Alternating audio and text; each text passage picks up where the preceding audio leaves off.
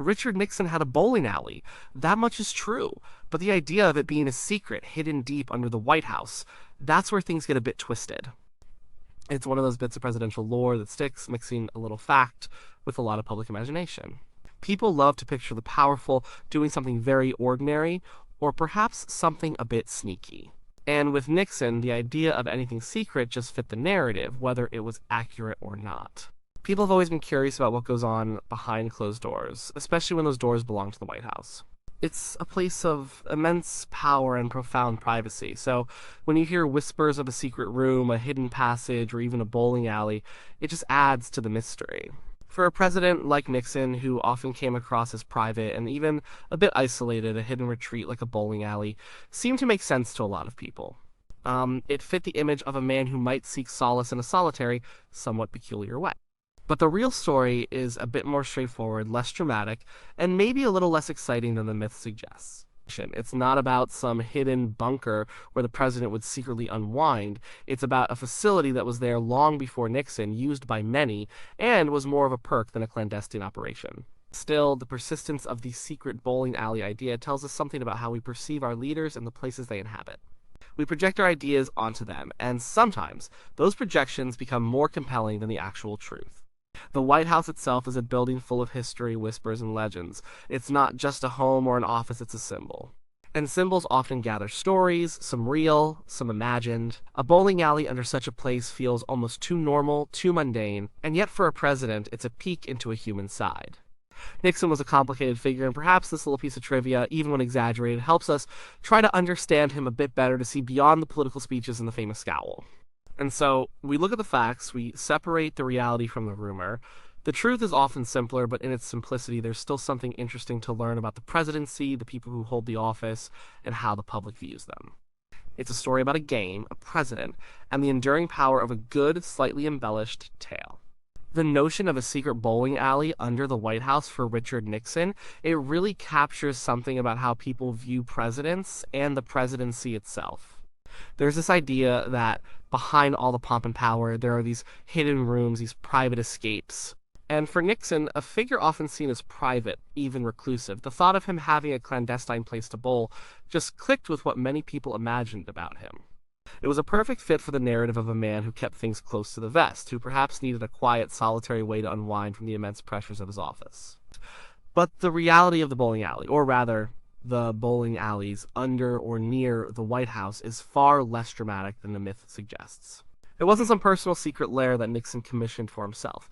In fact, there were two such facilities, and their history stretched back before his time in office. This distinction is important because it really dismantles the secret part of the myth. These weren't hidden in some clandestine bunker for the president's eyes only. They were amenities, like a gym or a swimming pool, intended for recreation and available to staff and, of course, the president. The first bowling alley was installed during the Truman administration. It wasn't exactly under the White House residence in the way people often picture a secret lair. It was actually located in the basement of the Executive Office Building, or EOB, which is right next to the White House. It's connected, sure, but it's a distinct building. Harry Truman, a man known for his everyman appeal, actually paid for this one out of his own pocket. He was a modest guy and wanted to provide a place for staff to relax. It was a gift, a gesture of goodwill, not a secret indulgence. And then later, another bowling lane was added. This one was during the Eisenhower administration in the basement of the West Wing of the White House itself. So, yes, there was a bowling alley actually within the White House complex and much closer to the Oval Office. But again, it wasn't a secret, it was a known facility, though certainly not open to the public. White House staff would use it, presidents and their families could use it. It was a perk of working in such an intense environment. Eisenhower, a general who appreciated recreational facilities for his troops, extended that thinking to his staff. So, when Nixon became president, these bowling alleys were already there. They were part of the infrastructure. He didn't build them. He didn't discover them as some forgotten treasure. He simply inherited them as part of the presidential amenities package. And he used them. He actually liked to bowl. It was a known pastime of his. The image of him rolling a ball down a lane trying to clear his head is a real one, not a fantasy. But the notion of it being a deep, dark secret, tucked away for his exclusive hidden use, that's where the public's imagination took over. It added a layer of intrigue that just wasn't there in the cold, hard facts. The truth is often a little less cinematic than the stories we tell ourselves, but it still holds its own kind of interest. But Nixon's connection to bowling was genuine. It wasn't just a facility he happened to have access to, it was a sport he actually enjoyed and used as a way to decompress. When you think about the immense pressure a president faces, the constant scrutiny, the weight of global decisions, it makes sense that they would need some kind of outlet, a way to clear their mind and step away, even for a short time, from the intensity of the job. For Nixon, bowling was one of those outlets. He wasn't a casual bowler who just tried it once or twice. He was someone who took it seriously enough to have his own bowling balls, custom drilled for his hand. He even had his own bowling shoes. This wasn't just a fleeting interest. It was a consistent hobby. It speaks to a side of him that often gets overlooked amidst the political maneuvering and the controversies that defined his presidency. Here was a man who, despite his formidable public persona, found solace in the simple act of rolling a ball down a lane. The bowling alley, specifically the one in the executive office building, became a place where Nixon could momentarily escape. He would often go there late at night, sometimes after a long day of meetings, phone calls, and diplomatic crises. It was a quiet space. He wasn't usually there with a large group. Often it was just him and perhaps one or two close aides, or even just him alone. The solitary aspect of his bowling fits well with the public image of Nixon as a man who was often private, who kept his own counsel, and who could be somewhat isolated even amidst a crowd of advisors. He reportedly wasn't necessarily a fantastic bowler, but he was competitive. He practiced. He worked at it. And the act of concentrating on the pins, on the throw, on the mechanics of the game could be a powerful distraction from the heavy thoughts that must have occupied his mind daily. It was a physical activity, too, which could help burn off some of the nervous energy that comes with such a high-stress job. In an era before easy access to personal gyms and elaborate wellness routines, a bowling alley offered a simple, accessible form of physical and mental release.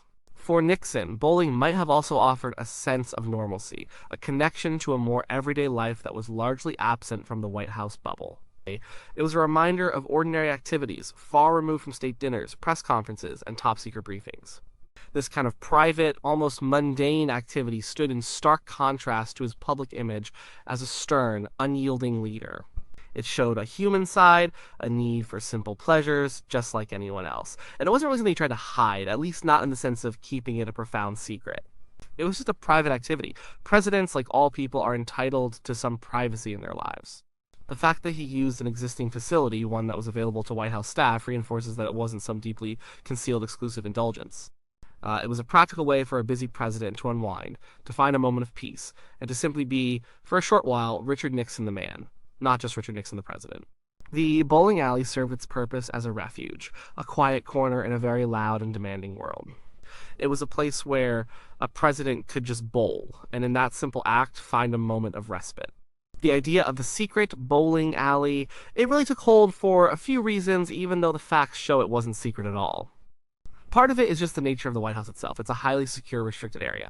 Anything within those walls that isn't openly broadcast or shown on a public tour can easily feel secret to outsiders. The public doesn't have free access to stroll through the West Wing or the EO basement. So if there's a bowling alley tucked away there, even if staff know about it and use it, it's still out of sight for most people. And out of sight often becomes secret in the public imagination. Then you have to consider the time period. In Richard Nixon's presidency was, to put it mildly, tumultuous. The Watergate scandal in particular introduced the public to the idea of hidden recordings, concealed motives, and a general sense of things being kept from them. This created an atmosphere of suspicion. When trust in government leaders starts to erode, anything that isn't fully transparent can be viewed with a jaundiced eye. So, a president who was already seen as private, and then later as someone involved in covert activities, having a secret bowling alley just fit neatly into that developing narrative of hidden agendas. It reinforced a particular perception of him. There's also the contrast between the grandeur of the presidency and the mundane nature of bowling. The White House is associated with high-stakes diplomacy, formal events, and serious decision-making. To imagine a president, especially one like Nixon, in a casual setting, bowling, it almost feels out of place. This dissonance might have made the idea of it being a secret retreat more plausible or even more appealing. It's a powerful figure engaging in a very ordinary, almost blue-collar pastime. This contrast can make a story more intriguing. It's like finding out a king secretly enjoys watching reality television. It humanizes them in an unexpected way, but also makes the secret part of it more compelling. Media, even in those days, played a role too.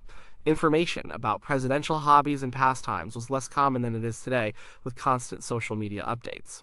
A tidbit about a bowling alley when it did surface might have been presented in a way that emphasized its exclusivity or its private nature.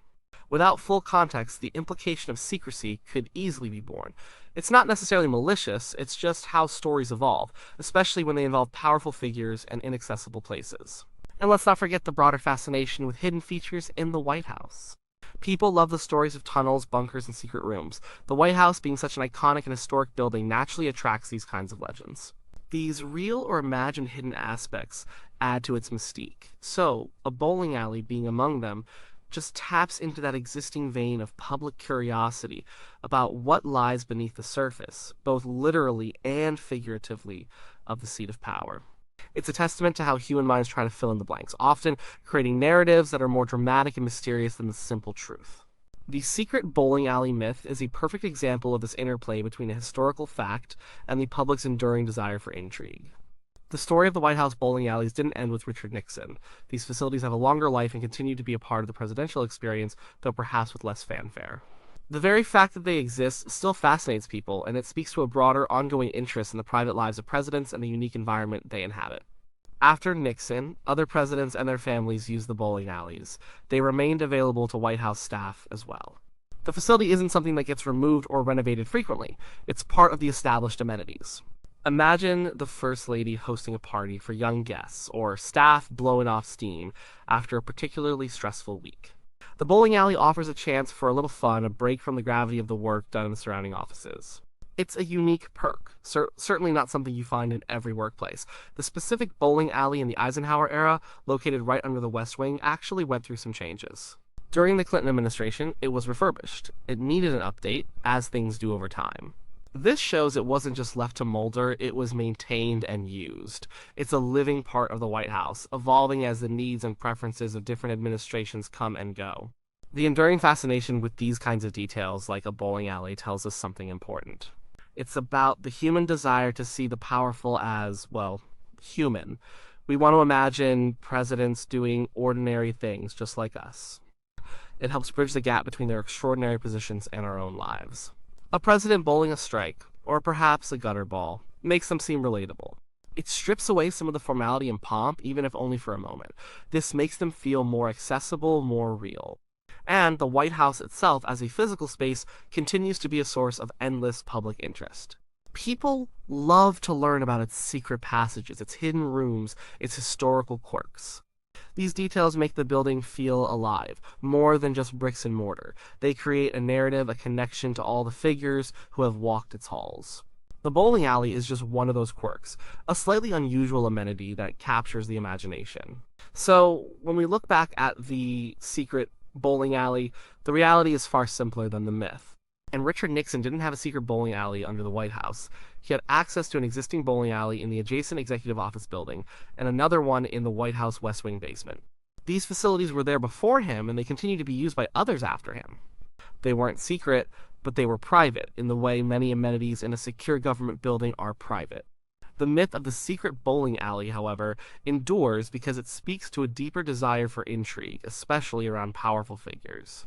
It's a testament to how public perception, fueled by historical context and a dash of human imagination, can transform a simple fact into a compelling legend.